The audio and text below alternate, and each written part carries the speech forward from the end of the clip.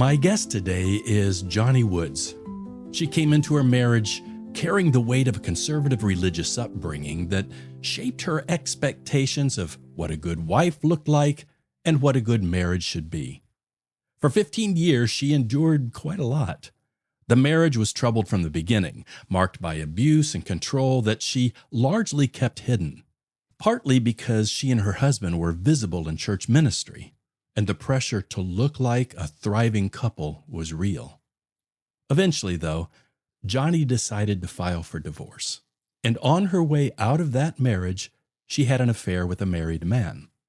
We're going to talk about all of it, how she got into an unhealthy marriage, what kept her in so long, what finally caused her to leave, and what she makes of the affair now. In podcast episode 14, I walked through 6 different motives for infidelity. Joni's story fits squarely in what I call the exit affair category, and it raises some important questions about how we think about that. I'm Tim Tedder. This is the Affair Recovery Room. Welcome to The Recovery Room, a podcast presented by affairhealing.com. In this healing place. In this healing place. I guess I want to start with this question.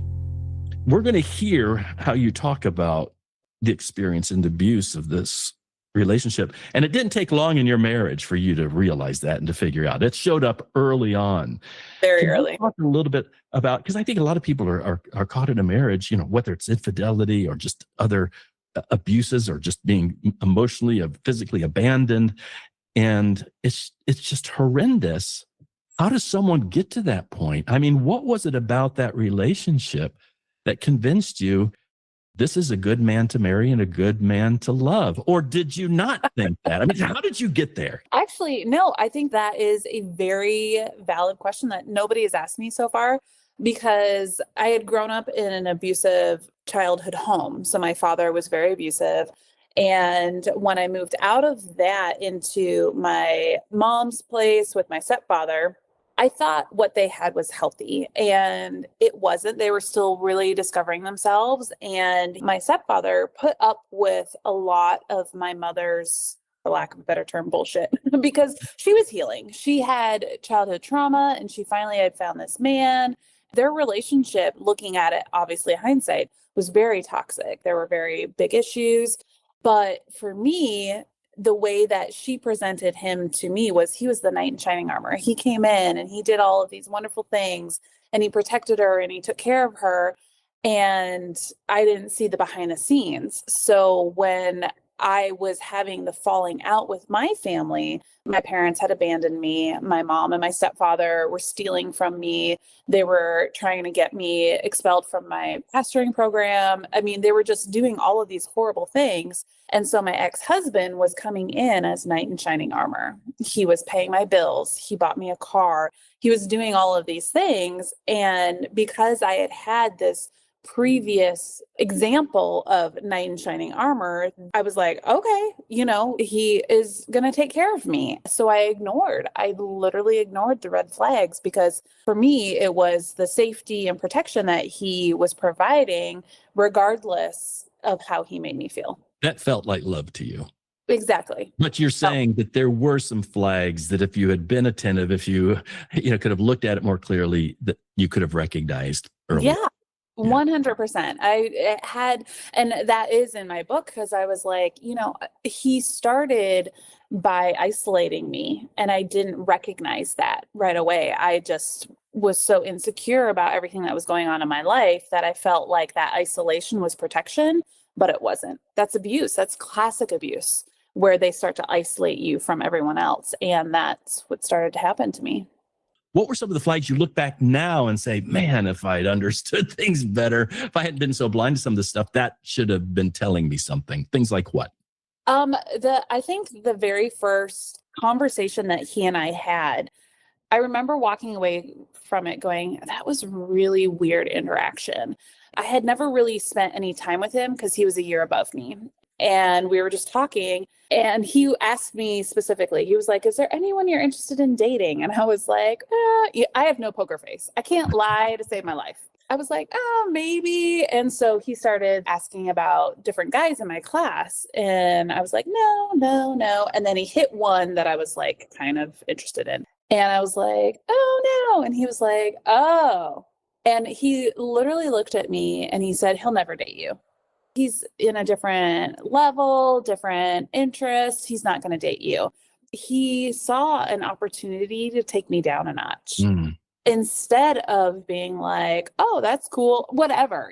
I don't even know how you have that Yeah, conversation. it's almost a message, you're not enough for him. Right, exactly. And I remember walking away from it going, wow, already? Like, I'm not good enough for someone.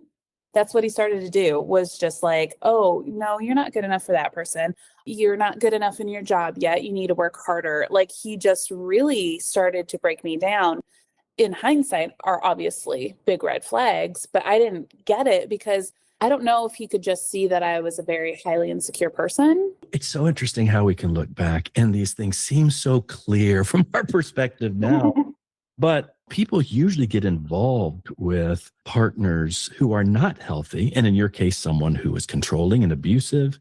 And a lot of the clients that I work, it's someone who's not faithful. And they can look back and go, oh, I saw those little indicators of breaking trust or not keeping a promise or making me feel insecure, but I ignored them because here's someone that could care for me, or this is, that feeling of I need this person or I love this person or whatever. We just tend to ignore those things until they start showing up big time later on. Yeah. Yeah. The problems didn't take long to surface. Within the first months of their marriage, Joni was already experiencing the criticism and control that would define the next decade and a half. But she stayed quiet about it. That silence had its reasons. Some of them rooted in her faith, some in her sense of obligation, and some she would come to understand in the pattern she'd carried long before she ever said, I do. In counseling, she began to talk about what was actually happening. You stayed in the marriage for how long? 15 years. Okay. Yeah. It was a long time. Yeah. And I think just hearing your story, you spent a lot of that time in counseling and so forth. I mean, did you feel like that there were moments when there really was a genuine acknowledgement on his part that he's part of the problem too? Like, I need to step up and what do I need to work on to change so I learn to love you better so we can have a better relationship? But it always seemed to fall back to some inadequacy on your part. It was always my problem. The majority of it was just me and my therapist, because he would say, well, Joni's got issues with her family. And he wasn't wrong, because I did. I grew up in an abusive home. I lived with a single father who was abusive. I lived with two parents who manipulated and stole and did all of these things. So I did have trauma and I did have baggage. And those years, thankfully, really helped me work through it. And so towards the end of those 8 years in therapy, his alcoholism and his addiction really started to ramp up. So my therapist and I were really able to start changing the context of our couples relationship therapy whenever we go, to the point where he finally, at our last meeting with her, he just looked at her and told her 100% of the problems in our marriage is Joni's fault. The therapist was like, 100%? Yeah. And he was like, yeah. And she was like, really? And he's like, okay, well, like maybe 99.9. It was just like, and I put it in the book because I put in the whole email, and I'm reading her tell me, Joni, I can't help you guys anymore. And that to me, it hurt. Like, it really, like, I was just like, I am on my own. I cannot, a trained therapist cannot convince him to show up in this marriage in a way that really helps elevate it. And so what am I going to do? I find another therapist? Are you kidding me? No, we're going to just keep going through this over and over again. And so that was just like, I'm at a crossroads. That was one of the big crossroads that I had to go down. How did you get to the place eventually where things began to shift, when you weren't making the justifications or feeling trapped? When did you begin to think, I need to make a different choice here? How did you start finding your way out of the unhealthy marriage? That happened when he started abusing my kids. It wasn't obvious physical. It was definitely emotional and mental, psychological, because he was the man of the house and he needed to tighten up my boy and make him strong and just stupid stuff. My son is a lot like me, just kind-hearted, not super competitive. Like, we would go watch soccer with him and it was so much fun, but he'd kick the ball to the other team members and he'd cheer them on, like, yeah, go get it, And my ex-husband, he was the parent that you didn't want to be around. Mm-hmm. You would listen to him and be like, oh. I would walk away. I'd have to go to the other side of the field. His mother would have to go to the other side of the field. She'd be like, dude, like, your son's 4. What is wrong with you? Stop. And there was one day that just wrecked me. And I was just like, why am I still here? I had to get out of the house because we had pulled in the driveway and my son had gotten out and the garage door was sticking and he couldn't open it.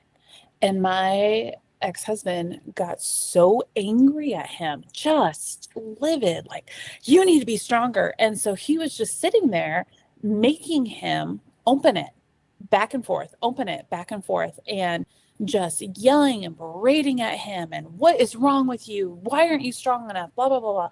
So I was trying to get out of the house. I was trying to get out of that situation because he would tell me, he was like, you need to support me no matter what.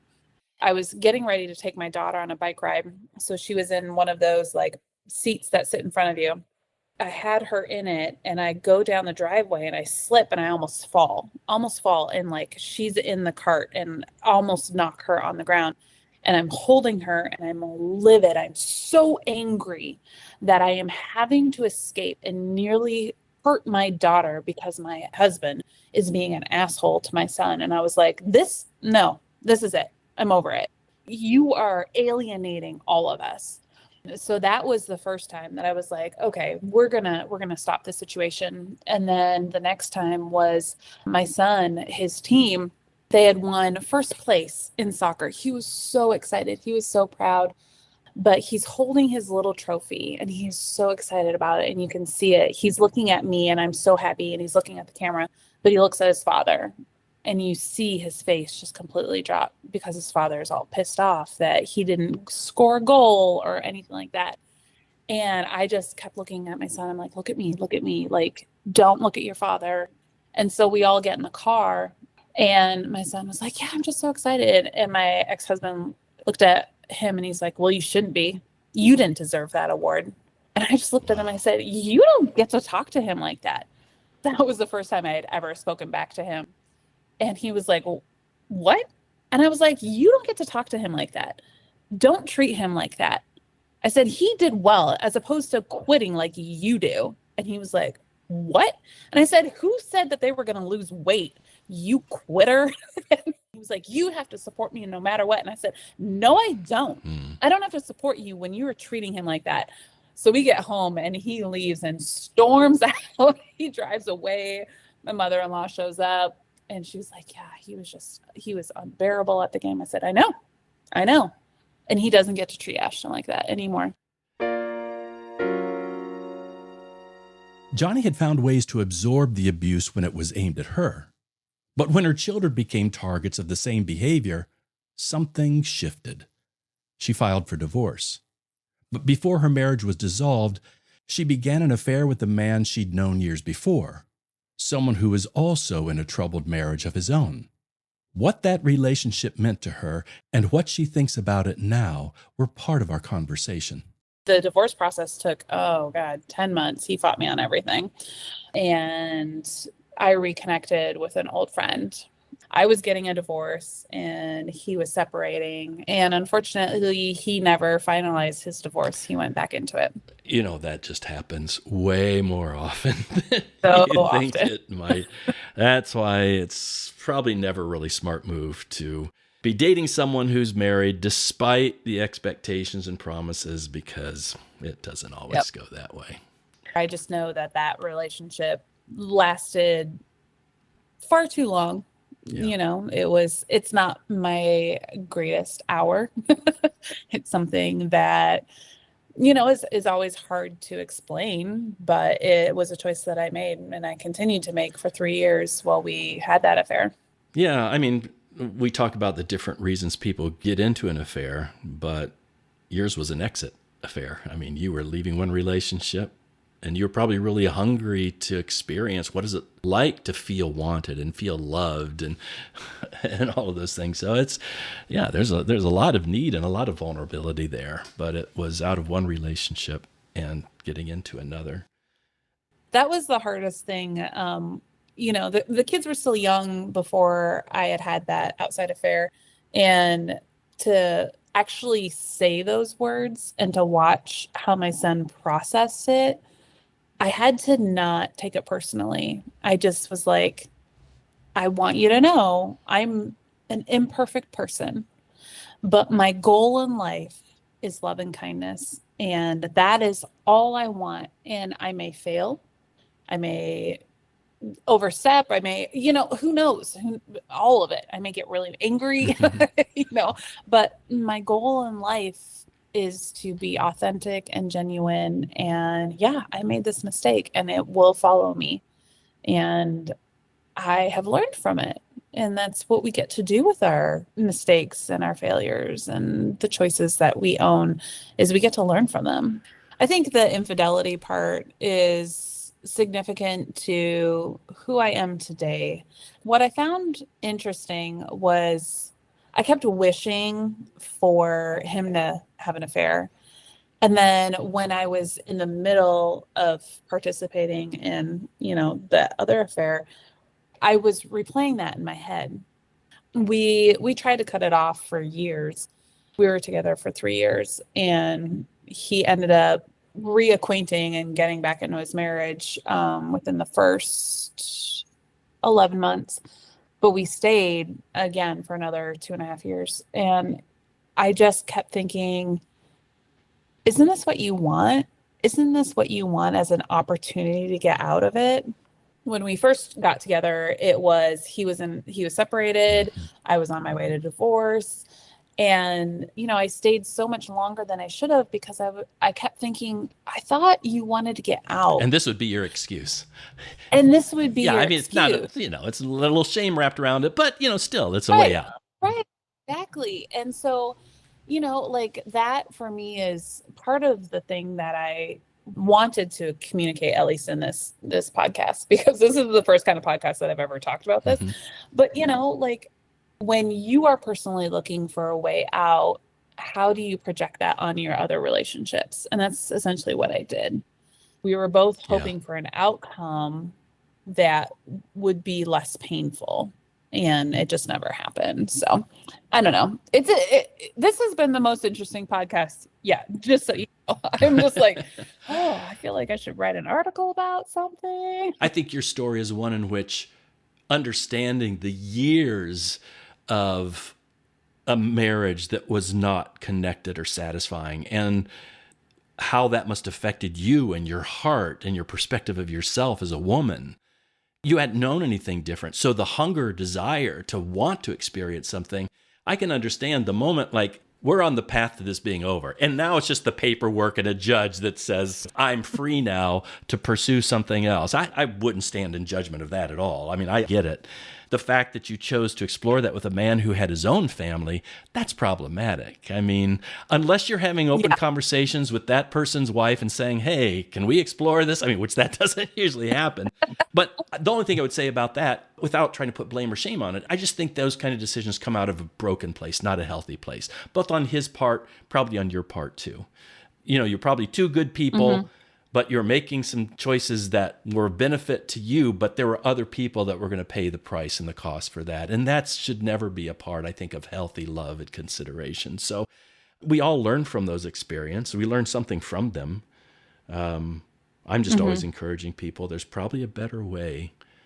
I just think affairs almost always are evidence of some sort of brokenness underneath. I don't see people that are healthy and balanced getting into affairs. There's something about that secrecy and the lying and the hurting of other people that shouldn't be wrapped up in a healthy decision. So, yeah. And to recognize that it wasn't going to grow into anything healthy. For me, I just kept thinking, okay, if I wanted out, this was my way out. So here's your way out.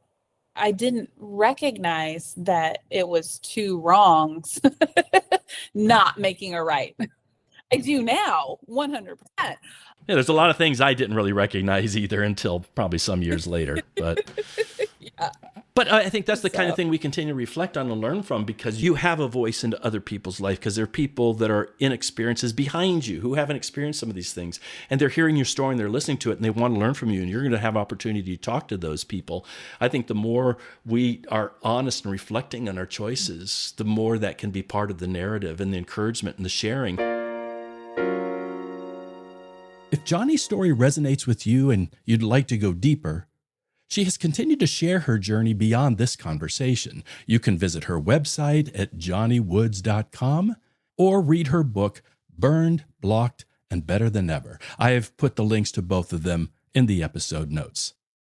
If you're in need of exploring the meaning of your own affair, why it happened, and how the experience can change you, I encourage you to take a look at my Understanding Why course, available under the courses menu at affairhealing.com. This extensive course includes 4 individual coaching sessions with me, and it's my best resource for helping you make sense of your infidelity. You can preview the course before you decide to take it, and I've also put the link to that in the episode notes. Thank you for listening to this conversation. Fade